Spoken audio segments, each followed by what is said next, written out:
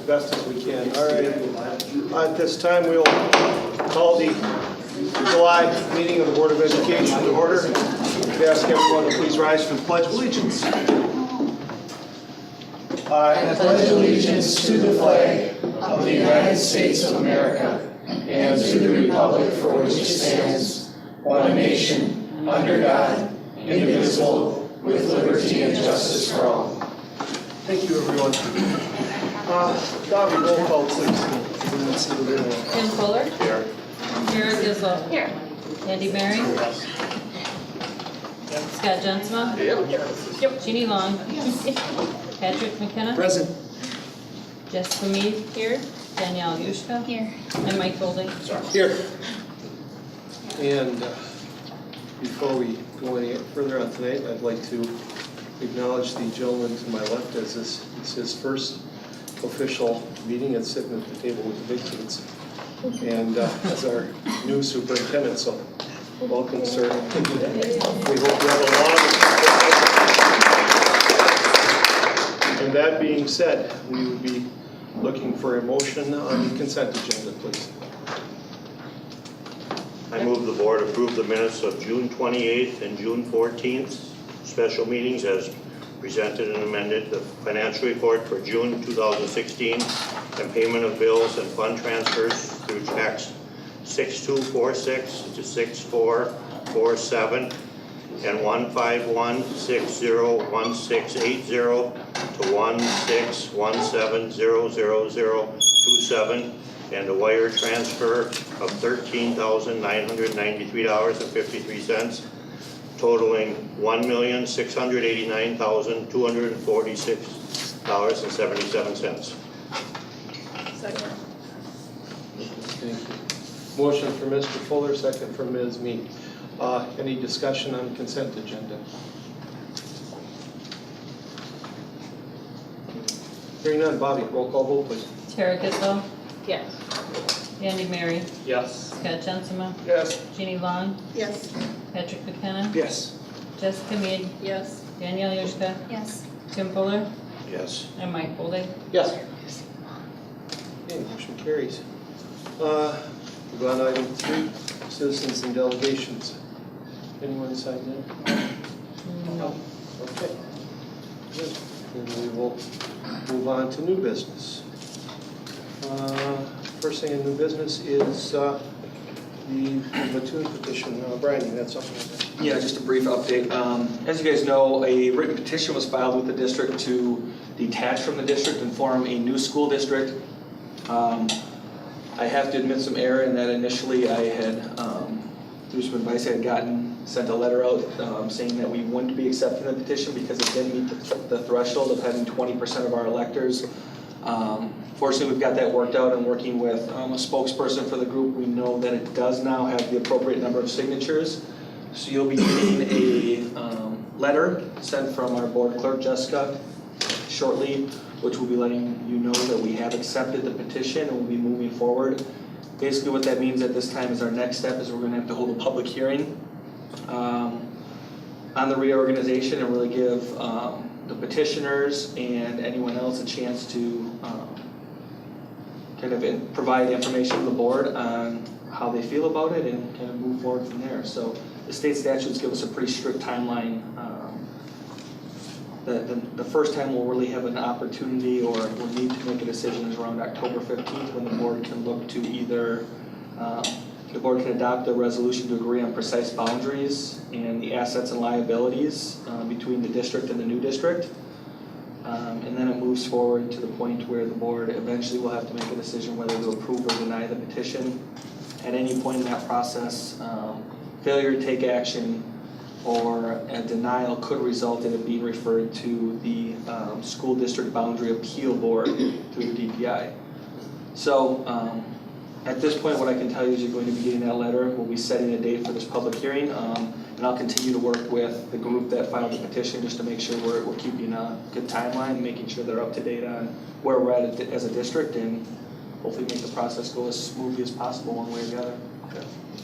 Can I ask a question? So if this petition goes through, who funds the, how does that work? So that'll be something we'd have to agree upon with them as part of the assets and liabilities, determining what portion of the assets of our current district and the liabilities of our current district would go with that district. So the funding would be broken down similar to the way that our district's funded through the state and then the tax levy from that area. That'd be something we'd have to agree upon and work through. Are they asking for just like a whole new school district, so they would do K through 12? Or would they still be doing elementary? I'm assuming if they're their own school district, they do it all. Is that- My understanding is K-12 and they'd be looking to contract out some of the possibly 9-12 services and possibly more, which is, all of these are things that they have, it's a rather lengthy process to go through, and they would have plenty of time to work through those if we approve the petition. So boundaries, Brian, the board gets some input here on what boundaries are, but if it's not suitable, it can go for appeal. Can go for appeal. So one of the things I will be doing is reaching out to them again shortly here, just to make sure we're on the same page with the initial boundaries they've agreed upon. Again, I was hoping to move this along further, but just based on some of the information I had gathered, I was under the impression we'd be denying it. Based on the information they were able to provide me with, we would be accepting it at this point, so keep you informed and moving forward. Brian, next time you talk with council, can you ask them when's the appropriate time to start discussing moving the building? I mean, it would seem we own a building, we've decided not to use it. I would certainly assume we have a very motivated buyer. And when is the right time? I can check with them. But that building is part of our assets. And if we're giving them part of our assets, it would be that building. That's right. So it's not like we would sell it for a buck or anything. Yeah, right. But those are all details that need to be worked out. Okay, and you will keep us informed. All right. Anybody else have any questions? If people just, like if people want to go there, people don't want to be part of that, and they fall within that boundary? They open and roll And they out, open. so they just like they would anywhere else. Would it be, is it too late for them? Well, this one go in effect next year. No, you know, it's a multi-year process, is what I understand, and I wouldn't think it'd go into effect next year, but you never know. I think this gives a lot of this, so. That's in the hands of smart folks. That's right. Very good. Next under new business, the ad hoc committee on facilities. Andy, you want to give us a rundown of the meeting for the 5th of July?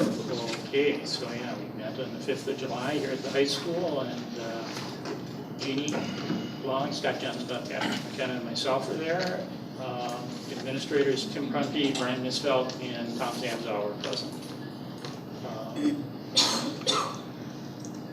think Cindy, were you present also? Yes. Yes. Cindy was also present. The committee decided that the priority for this committee is to create a viable plan, including grade configuration, to present to the full board without public pretense. Brian Misfeld shared the common goals previously established by the board are as follows: equal services at all buildings, equal class sizes, multi-track schools. He also stressed the need for the board to look at grade configuration and faculty compensation. Scott Jensman agreed that wage schedule in the district needs to be reviewed closely, stating that employees are leaving to seek higher paying jobs. In order to retain higher quality educators, we must be able to offer competitive wages.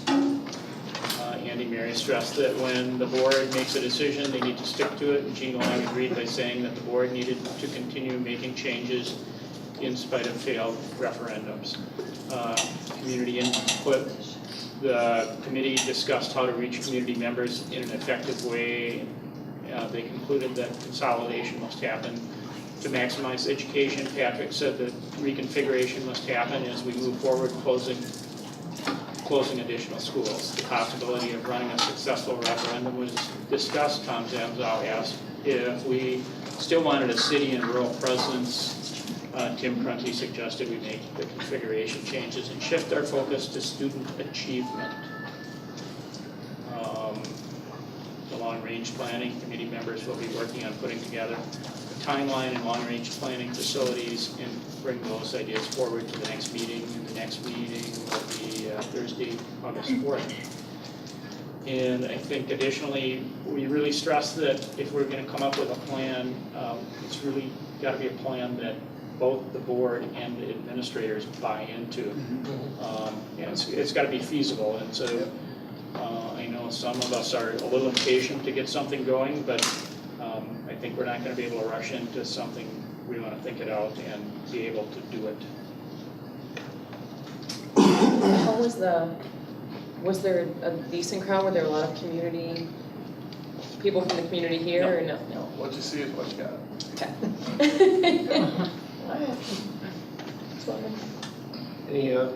Any questions on Andy's report? So the next meeting of that committee will be Thursday the 4th at 7 in the IMC. Yeah, and I guess I may add that we also had questions about just the facilities, the capacity of our present facilities. And I think Tim and Brian are going to bring that up to the next meeting.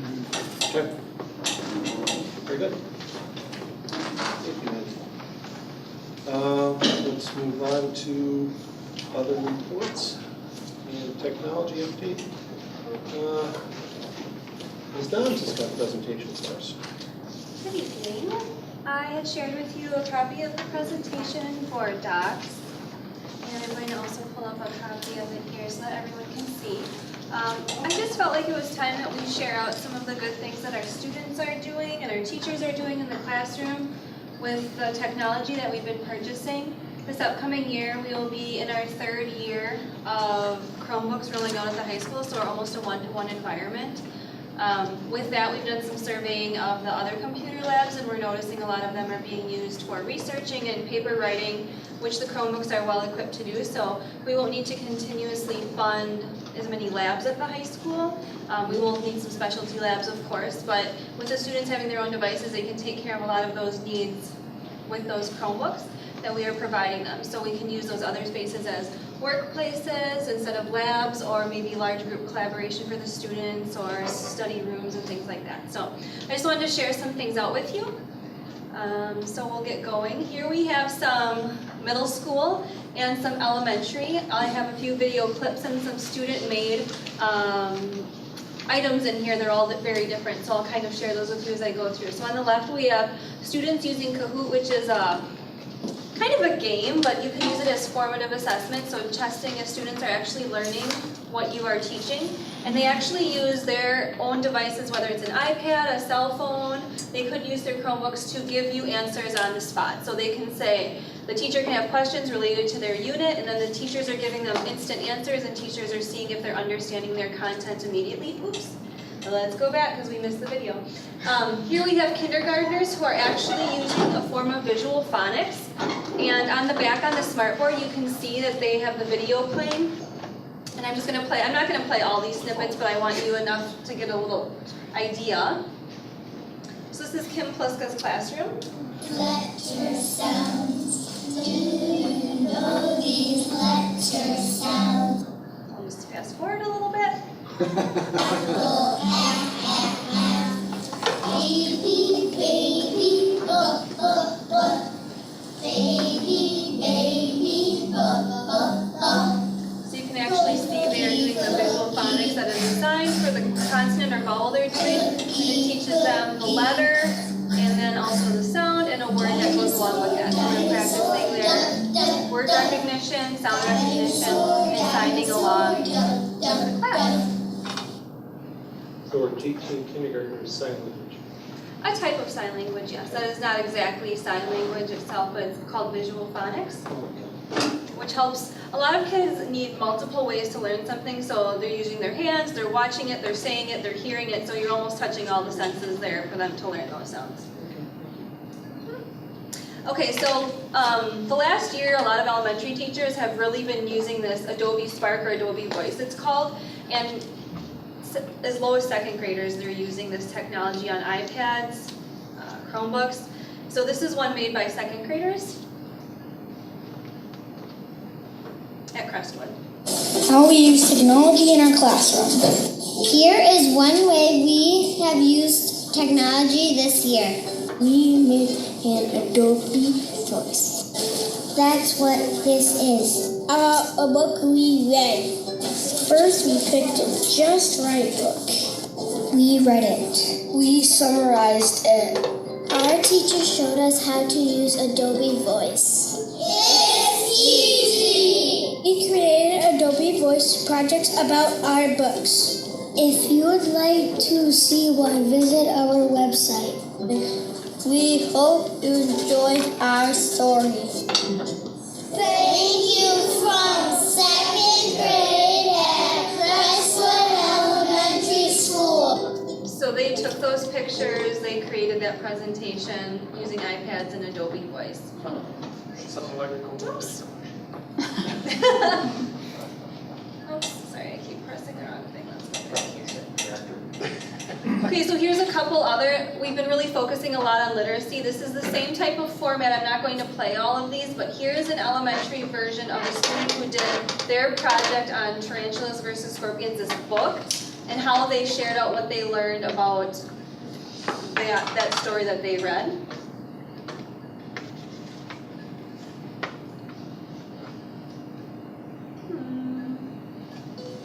Who would win? Tarantula versus scorpion. Spiders have 4 pairs of legs. A fully grown Goliath bird eater tarantula is 12 inches across. You do not want to get stung by a scorpion. They have 2 claws and a stinger on the end of its tail. Next to the stinger is the tail stem, which is filled with poison. Both tarantula scorpions live in the burrow. Spiders. I won't play the whole thing, but you can see on those presentations, they have to put in their own pictures and they do the voiceover and they create the order. Now here's one at the middle school level, I believe. Was Abby a middle schooler? Okay. Now this one is a little bit different, using the same tool, but this is testing new vocabulary skills. Pioneer. Person who goes before others and opens the way for them to follow. To open the way for others. Subside. To sink to a lower level. To become quieter or less active. Orbit. The path taken by an object or... So you can see the same tool using very different things, them for very different things. So you could do that with a partner, testing to see if they know the vocabulary and testing their knowledge. Here's some other things created by elementary students. You can see here, a student made a presentation very much like my presentation, right here, about respecting property, so kind of about our PBIS initiatives, Annie Go Pride. That was actually a presentation. I just put it in slide form so you can see here how they inserted pictures and we're searching for some images. This up here was actually a assessment in the 3rd grade classroom, testing parts of speech, and they actually had to find pictures to associate to each of the different types of speech here, and then talk with their teacher about why they chose each of these things. And then here creating, again, 3rd graders creating poetry in Google Docs. Here's just a lot of technology going on in the middle school and also elementary school. Here you can see kids are at the laptops, desktops. They're all working together pretty successfully in a classroom environment, independently working. Here with these cars, they had to design them using different tools, using the computer, and then they actually had them come to life and did a race with them, and then they documented winners. Here we have kids at the IMC, at the middle school. We have iPads, laptops, kids using their cell phones. I know it's scary to some people, but they're actually using them for educational reasons, and then also iPads. Here's another snapshot from the middle school. Now these students are all working on different devices, but this is all the different stuff they're doing. Some are creating a presentation, some are typing their essays, and some are using Compass Learning, which is a software we have to better help them learn about informative and explanatory texts. So you can see the devices are very useful. At the high school, we have some of our students here on their student-issued Chromebooks. One of our labs and then one of our large printers we are able to obtain, which allows us to print large posters and things of that nature for our classrooms and our hallways in the community as well. So I want to give out a special thanks to my tech coaches who shared those videos and those pictures. And then also to Mary Ponasek who helped with a couple of those pictures that she had put in your book. So we want to thank you for your continued support. The students really enjoy having the technology in their hands, and we look forward to continuing on these initiatives. Do you have any questions? I'm assuming there's not a way, like when they're using their phones and stuff, you can't limit the content that they can get on. You can't on their own phone. Well, if they're accessing our guest network, Okay. which is the See, that I Wi-Fi. don't get it, but Yeah. good. Wi-Fi, Okay. which we have filters, and Okay. we also have filters on the Chromebooks that when they go home, we also filter the content. at Even home. when they're away? you For the can still- Chromebooks, yes. Okay, For their personal devices, no, but when they're on Right. the guest network, there are certain things that we can block okay. if it's causing interference into the learning, or like Facebook or Twitter, Yeah. we block those during the school day. What do you do about text messaging and stuff like that? Can you do That we really, I mean, we have there are classroom procedures, every teacher has their own way of dealing with that, and here at the high school, we do a lot of like pocket charts for cell phones. If kids are distracted, they can put them in the pocket chart, or checking them in and out as they come in and out of the classroom. But it's really up to the teacher how they kind of want to manage that. Honestly, it's gotten a lot better. A couple of years ago, it was pretty difficult to manage, but I think the more we talked about it, we brainstormed, it's part of your classroom management now, and teachers are asked to create a classroom matrix of their rules and procedures, and actually cell phones are part of that on some teachers' matrices. Anybody else? Thank you. Other questions? Thank you. Yeah, thanks, Amy. Well, let's jump down into the board action section of the agenda, and at this point, we'd be looking for a motion on the budget. I move the board approve the fiscal year 2016-17 preliminary budget as presented, showing anticipated revenues of $25,918,373 for the general fund, and total expenditures for all funds of $30,283,404, and authorize the administration to publish the budget in preparation for the August budget hearing. It is understood that this budget is subject to change. Second. Okay, motion from Ms. Gelzo, second from Ms. Long. Discussion? Kim, you got something you're gonna share with us? Yeah, if that's okay. Yeah, let's do it. And I think I'm doing it for for Danny and for Don, because everybody else probably has it available to them. So what I thought I'd do is we're asking you to pass the preliminary budget. Let me just get a little organized here. Amy, maybe you could show me how to get my screen up. So essentially, there are really three things that are driving our revenue limit. And right now, there are three things that we don't know anything about. So we have an idea, but it's basically our enrollment. Where are we going to be on third Friday? And we won't know that till the third Friday in September. We're looking at the equalized value across the district. And the Department of Revenue certifies that on October 1st. And then essentially, we have to look at the certified aid, the general aid we get from the state.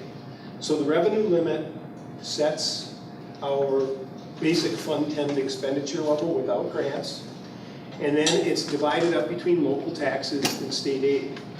So we have a July 1 estimate of the state aid, which we're going to present a preliminary impact to the levy. But we will know, come third Friday, we'll know what our revenue limit is. But what portion will be local taxes and what portion will be from state aid, we won't know until October 15th. So there's a lot unknown tonight, but setting a preliminary budget allows us first to pay staff and pay our invoices. And it also sets the direction where the board might want to go, where they might want to adjust the budget until we make that final setting of the levy in October. So with that, I'm not doing a good job. okay, well, I want to apologize for those that don't have a computer, and I think we'll just move on if that's okay. So what I'd like to have the board, okay. Darn it. Sorry. So what I'd like to have you do is there should be a document in there, I think it's adopting the budget. This publication.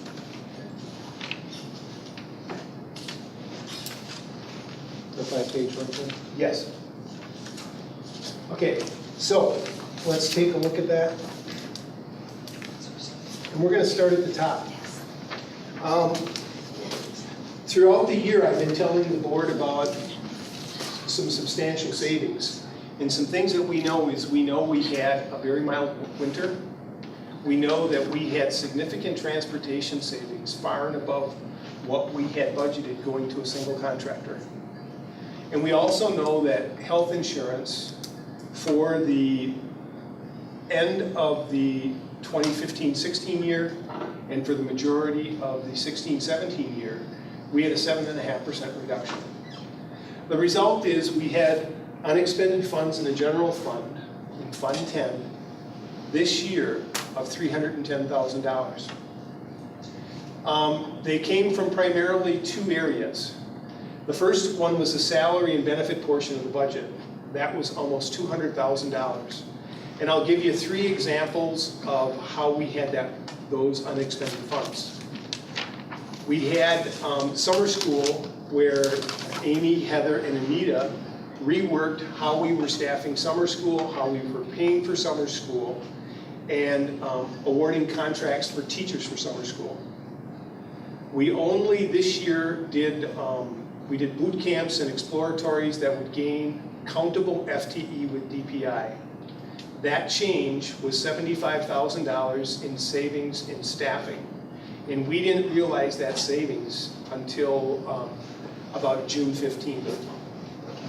The other area was benefits.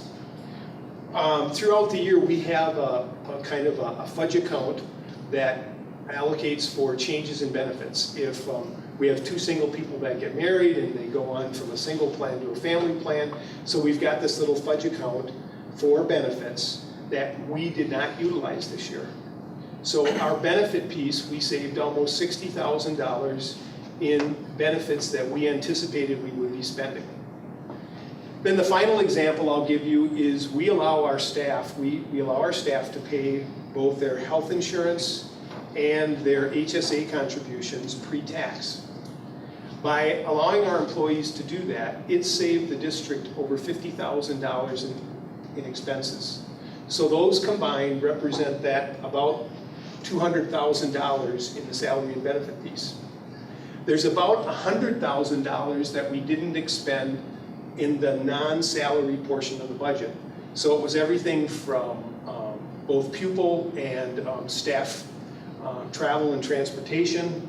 We had a mild winter, so we spent less on utilities. We did everything from spending less on professional services such as legal fees.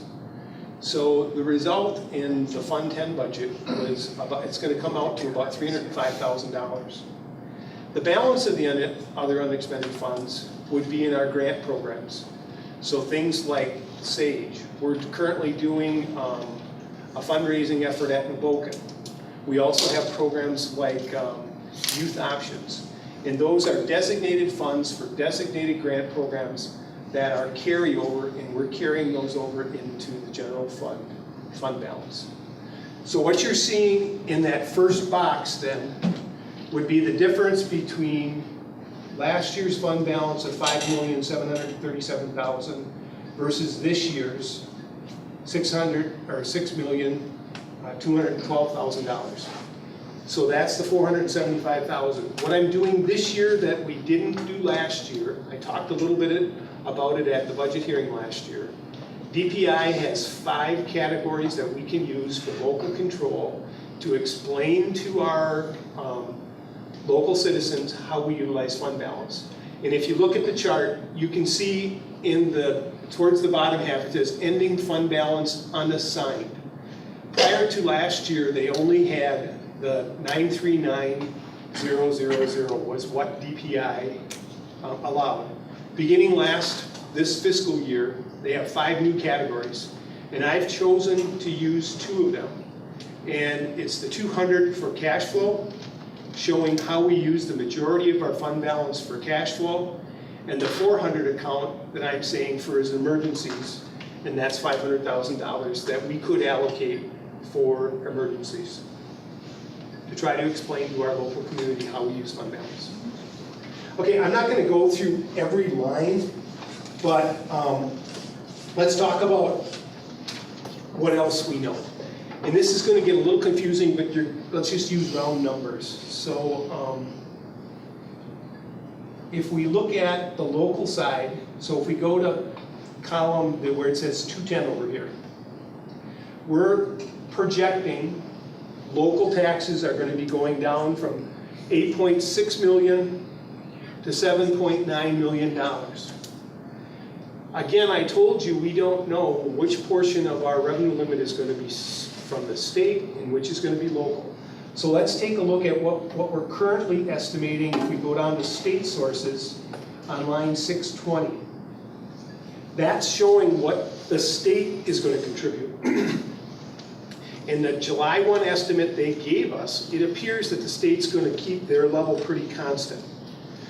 But we won't know that until October 15th.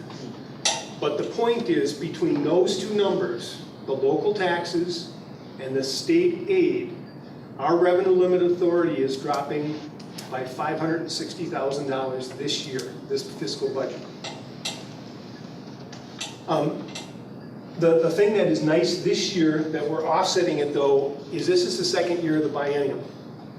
And we know that the governor's budget proposed a $250 per pupil adjustment aid. It's a categorical aid that went, last year was $150, is now going to $250. That's going to almost offset the difference. So if you look at the state categorical aid, you can see that little uptick going from $626,000 to $835,000. And so that's the increase in the per pupil aid adjustment. About 109,000. Yeah, we're going from 380 to just about 600. There's some other aids in there. We've got, I think there's a transportation aid in there, and what else is in 620?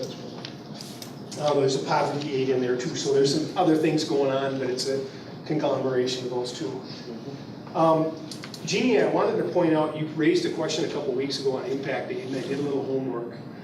Impact aid is typically given to districts that either have national forests or have tribal properties associated with them.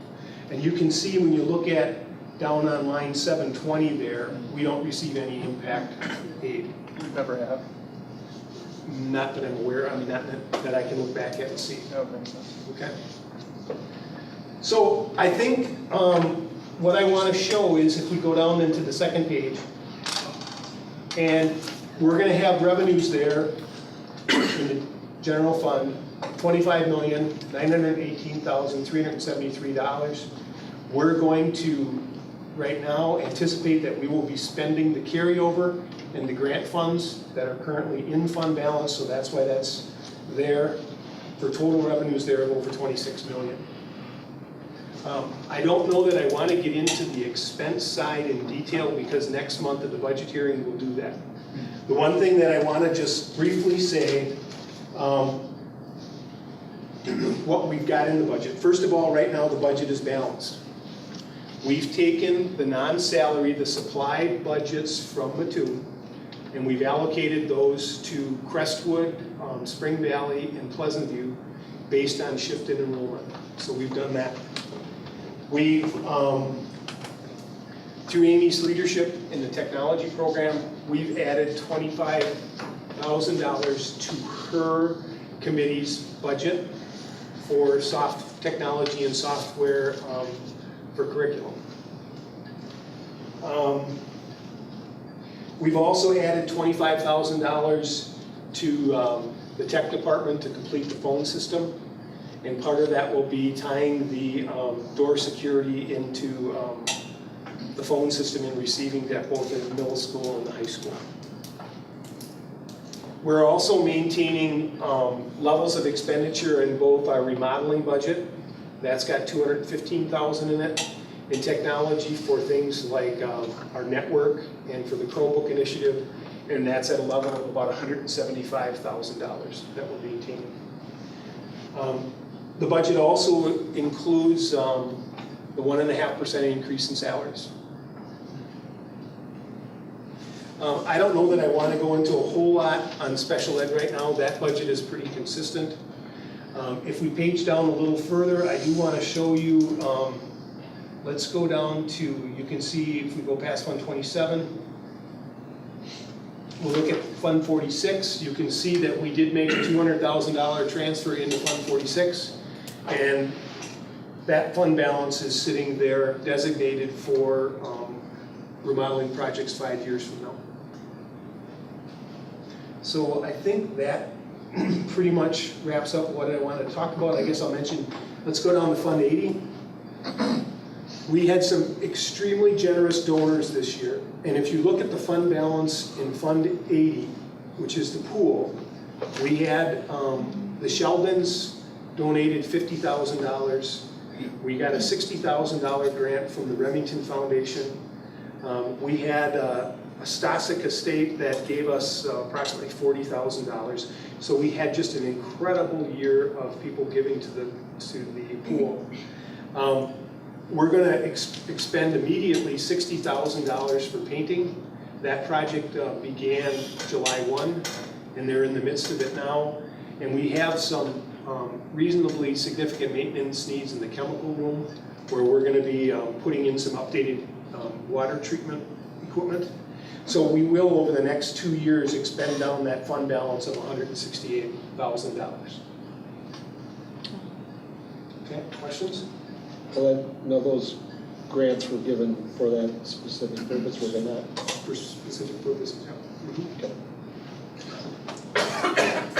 Tim, Yep. with the fund balance, you mentioned the two categories, the emergency aid and the cash flow.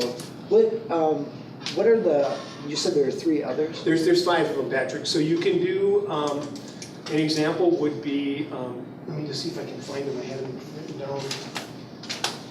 I think one of them is a contingency. So an example of that would be, you could allocate funds for, let's say we knew that we were being sued and we had some litigation pending, and we didn't know the results of that, but we anticipated a significant loss. We could designate funds for that. We can also designate funds for revenue stabilization. One of the things that's going to happen, and why Antigo in particular is very difficult, if our enrollment next year stays level, if we had exactly the same 3-year rolling average as we had last year, instead of having a revenue limit authority of about, we would have the same as last year. They're going to wipe out, it's called a hold harmless. And we have about a $750,000 one-time exemption for hold harmless. And as our rate of decline goes down, they kind of give you the hold harmless back. But when you stop declining, you no longer get that one-time exemption. So that would be an example of, at some point, you might want to allocate for revenue stabilization. As our enrollment declines, you would plug some money into there and say, this is how we're going to use fund balance to cover that. The one thing that's important to note on the fund balance, it's unassigned. It's a subcategory. We're just showing our local community how we're using fund balance. It's not like when we go to an assigned fund balance, that can only be used for the purpose that it's assigned for. And an example of that is the board asked us to put $25,000 for Fab Lab. That's also, I forgot to mention that. We also have $25,000 into the budget for the Fab Lab. I see. And what I'd like to do is on the October operations, I'd like us to have a conversation about whether you like the idea of the designated unassigned, and if the board has preference to, in the 16-17 budget, take some of our fund balance and put it towards remodeling our technology. So we'll do that in August, prior to the hearing. Thank you. Okay? Any questions of Tim? Okay, good enough, thank you, sir. Thank you, Mayor. Okay, there is a motion on the floor for the approval of the fiscal year 2016-17 preliminary budget. Any further discussion on the motion? Hearing none, Bobby, roll call vote please. Andy Mary, Yes. Scott Jensen, Yes. Jeannie Long, Yes. Patrick McKenna, Yes. Jessica Mead, Yes. Danielle Yurzka, Yes. Tim Fuller, Yes. Kara Kissel, Yes. and Mike Foley. Yes. Board members, I forgot. I did want to show you the levy. I'm very sorry about that. Oh, can we just go ahead and, If the levy's not dry? I don't know, we won't. Yeah. And just for your information, again, this is preliminary, but you can see in that first orange column, and Lisa must have reported this, I believe, yesterday in the paper, that we're going to be below, and again, it depends upon whether the state aid, what portion is state aid and what is local. But we should be below $8. Thank you for remembering. I think this was his first meeting. Some days it just seems that way. Okay, we'll go on to item B, board action, transfer of the Sage contracts. I'll ask Cindy just to give you a brief overview. She has a little bit better understanding of it than I do, but essentially we're looking for her to transfer the Sage contract, and we believe we need board action on that. Okay, so a little bit of background. SAGE is a state program that we've been participating in for the last 18 years. North and Mattoon joined first, and after that East and West came into being with a contract with the state that allowed us to get some extra money in the district to help support kids that lived in poverty at the schools that those SAGE contracts were held at. Once that SAGE contract is in the district, we don't want to let that go because no other schools can join SAGE anymore. That's past, there's no more contracts. So once you have those contracts, you want to keep them. With the Mattoon closure and that being a SAGE school, we went ahead and looked at what would the existing schools look like if we wanted to transfer that SAGE contract to a different school. So what I did was I looked at and what SAGE does is the kids in K through 3, if they're eligible for free and reduced lunch status, those kids are turned in as a count and we receive some money back from the state per each of those kids. It goes up to $22.50 as part of the statute, but that's typically not what we receive because there's too many kids that are participating in the program with that same pot of money.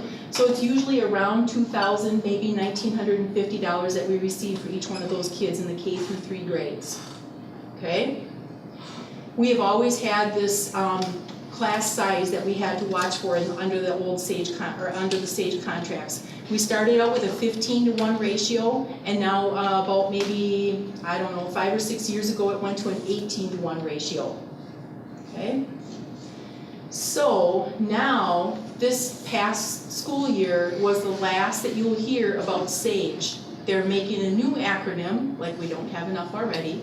It's now going to be called the AGR, Achievement Gap Reduction Program. SAGE stood for Student Achievement and Guarantee in Education. So the premise is the same. You still want to help kids who are struggling and who live in poverty.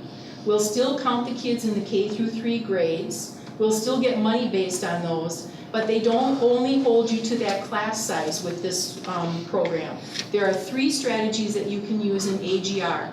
One is the class size of 18-to-1 or 30-to-2. You can have 2 teachers in a classroom with 30. And they also have to receive professional development for reading and math instruction. A second strategy that they can choose is one-to-one tutors for those kids who are below not meeting benchmarks and struggling. Or you can use an instructional coach to help the teacher be better prepared to teach that group of kids. Okay? Each school and each classroom can choose one of those 3 ways to use the money toward meeting the goals that are set for kids. And when you set goals, you're only working with the targeted kids that are working to close that gap. And the comparative is the state average, not the other kids in the classroom that are not strugglers. Okay? So when Mattoon closed, and we had the boundary changes and all the kids got shuffled into different buildings, I took a look at the kids in the K through 3 grades, and I looked at Crestwood, Spring Valley, and Pleasant View because they don't have SAGE contracts, and I looked at the poverty levels in each of those grades. Crestwood has the highest poverty at 60% in those K through 3 grades. Spring Valley has 51%, and Pleasant View has 38%. So because of those averages, I'm asking that the board move to make a transfer of the SAGE contract, SAGE/AGR, because it's under both names right now, to Crestwood Elementary, starting in the 16-17 school year. Anybody have any questions? Cindy, so can you comment on the strategies that will be employing for SAGE then? It will vary. Some teachers' salaries come out of that money, so they will all year be held to that 18-to-1 ratio. Okay. Their teaching partner, if they're in a 2-track school, will have to have whatever is overloaded. So if there's 40 kids registered right now in first grade at West, for example, and I've got one of those teachers' salary coming out of SAGE or AGR, that teacher will only have 18 students for the whole year. The other teacher will have the other 22, and if any other kids come in that first grade building or first grade classroom, first grade for school there, those kids would have to be added to that 22 because this teacher has to stay in 18. So when we choose our strategy, this one has the 18-to-1 class size ratio. This teacher maybe chooses the one-on-one tutoring to meet those goals for those struggling kids. And for the 18-to-1 ratio, do they have to be more of the students that are in that power, like? No, it's however the. It's just we don't have to do that. No, so I it's wouldn't not want that. all 18 to be No. poverty, for example. No. No. It's Good. however the principal and teachers decide to break those kids apart based Okay. on personalities, relationships, learning styles, and the teacher's teaching style and all that kind of stuff. And then when we report out, it will maybe be 16 of 18 kids are free and reduced, and maybe 15 of 22 are. We don't want to manipulate it at all. Absolutely. How does the instructional coach work? That would be something outside of the instructional coaches that we already have hired for the district. So the money that comes into West Elementary, if they chose instructional coaching as a strategy, then that money would be earmarked. We would hire somebody to help the teachers understand how to maybe use the centers better for teaching reading and math. Maybe it would be getting more math instruction because maybe an elementary teacher doesn't feel as strong in math instruction as they do in reading instruction. Whatever that teacher feels that they need professional development on as an individual has nothing to do with the district-wide professional development. So that instructional coach wouldn't necessarily go to every teacher, it could just end up going to the ones that need it? The ones that choose that strategy to meet the goals. Okay. And we let the classrooms choose what best fits them. The teachers whatever and we the do. principal, and I kind of work with them as well. And if, it could be that the West Elementary, for example, has enough people that choose the instructional coach, and that instructional coach will be employed only at West Elementary, or maybe there's only 2 classrooms there and we can't fill up a person's time, they would be shared maybe with East that chooses 2 classrooms of instructional coaching. So there's no time commitment, there's nothing in the statute that says that they have to spend so much time with a one-on-one tutor. It's all whatever it needs to get those kids' skills remediated so that we close that achievement gap. Which, do we have instructional coaches?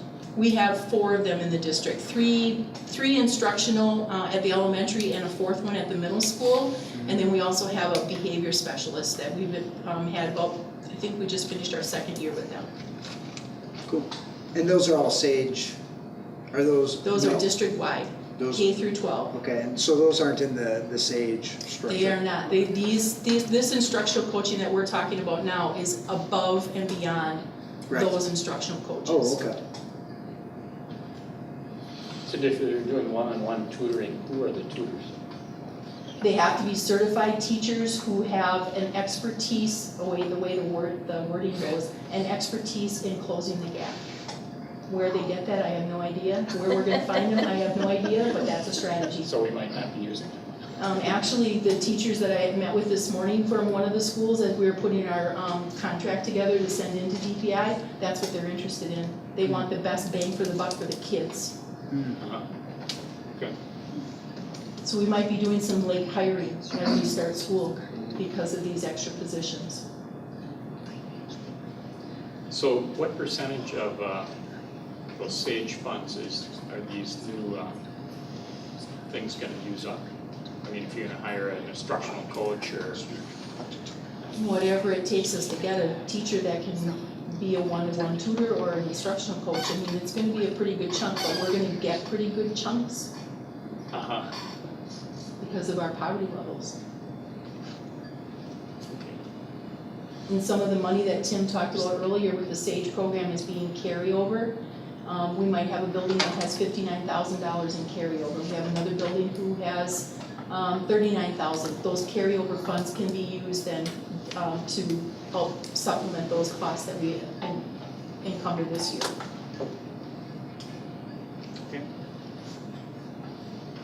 Well, then I guess we would be looking for a motion on the SAGE contract to move it from Mattoon to Crestwood. Is that correct? I would like to make a motion that we move the SAGE/AGR contract to Crestwood Elementary for the 2016-2017 school year. Second. I think Ms. Mead beat you. So we have a motion from Mr. Jensma and second from Ms. Mead. Any further discussion? Could I just ask for maybe a word change? Rather than for the 16-17, that might be read in that it would be by itself, maybe beginning with the 16-17? I'd like to retract my motion and restate it as, I'd like to make a motion that the SAGE/AGR contract be moved to Crestwood Elementary beginning the 2016-2017 school year. Thank you.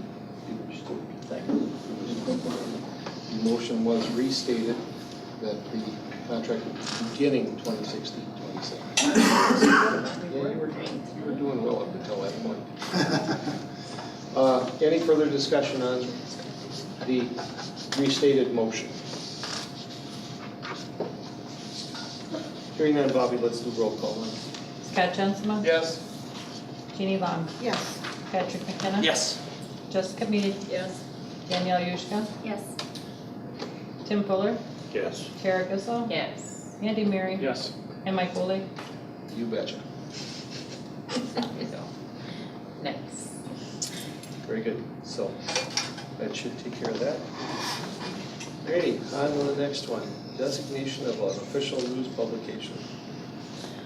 I move that the board approve the designation of a current news publication in the Anago Daily Journal for the 2016-2017. Second. Second from Ms. Gelza. Motion from Ms. Mead, second from Ms. Gelza. Any discussion? Not the Anago Daily. Hearing none. All those in favor? Aye. Those opposed? Motion carries. Congratulations. Way to go, Lisa. Hey, that's why I left the pool. Okay, item D, authorization of facsimile signature for district checks. I'd be looking for a motion, please. I move the board approve the use of the facsimile signatures for district checks. Second. Motion from Ms. Mead, second from Mr. McKenna. Any discussion? I want to sign all those checks. That makes two of us. Right. I think we should do roll call on this one. Jeannie Long? Yes. Patrick McKenna? Yes. Jessica Mead? Yes. Danielle Yurzka? Yes. Tim Fuller? Yes. Tara Gissel? Yes. Andy Mary? Yes. Scott Jensma? Yes. And Mike Foley? Yes. Thank you all. Item E, athletic trainer services contract. Be looking for a motion, please. I move the board approve the Applied Trainer Services contract as presented. Second. Okay, motion from Mr. Mary, second from Ms. Gelzo. Any discussion? We've all had an opportunity to review the contract on board docs. I don't see that it's probably any different than what we've approved in the past. So, hearing no discussion or any questions. Bobby, once again, roll call. Patrick McKenna, Yes. Jessica Mead, Yes. Danielle Yurzka, Yes. Tim Fuller, Yes. Tara Kissel, Yes. Andy Mary, Yes. Scott Jensma, Yes. Ginny Long, Yes. and Mike Bolick. Yes. Very good. Item F, approval of academic standards. Once again, we're looking for a motion. I move the board adopt the Common Core standards in English, language arts, and mathematics, Wisconsin State standards in social studies, and the next generation science standards in science.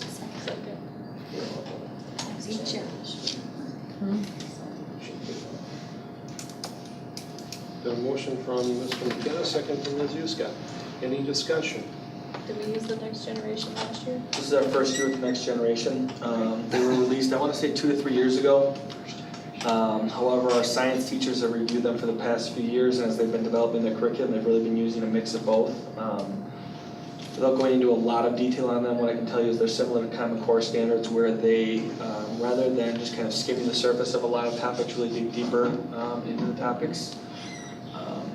To be perfectly honest, most of our curriculum is probably more aligned to the Next Generation science standards at this point than it is to the Wisconsin science standards. Again, these are standards that were released nationally, not necessarily adopted by every state, but Trust your teachers. yeah, and pretty overwhelmingly our teachers have been leaning towards using these standards. Any other questions? Discussion? All those in favor? Aye. Those opposed? Motion carried. New hires. I move the board approve the hiring of the following individuals for the positions as listed. Amy Woodward, Jacqueline Coyle, maybe, Blair Westfall, and Sarah Dubois. Okay, motion from Ms. Gilzo, second from Ms. Long. Once again, you've had the opportunity to review them. Any questions on the individuals?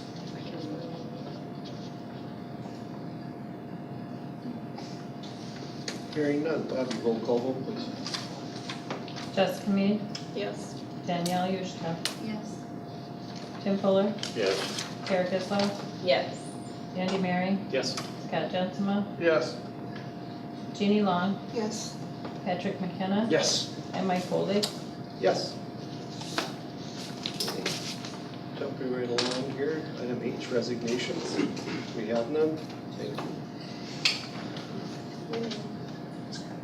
And we'll go right then to item I, donations. I move the board accept the donations as presented and extend a sincere thank you to all the donators. Motion for Ms. Jensma, second for Ms. Mead. Once again, you've had the opportunity to review the 7 donations for a total of $4,770. Any questions or comments?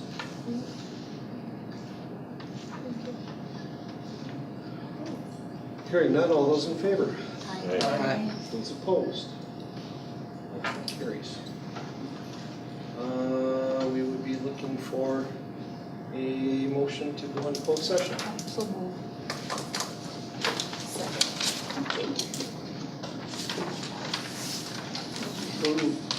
I second.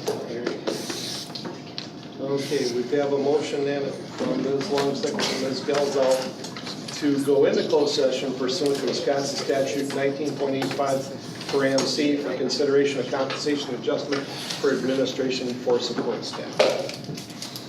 Bobby, roll call vote please. Danielle Yurzka, Yes. Tim Fuller, Yes. Sarah Gissel, Yes. Andy Mary, Yes. Scott Dunsma, Yes. Jeannie Long, Yes. Patrick McKenna. Yes. Jessica Mead, Yes. and Mike Foley. Yes. We are enclosed, so we'll give room and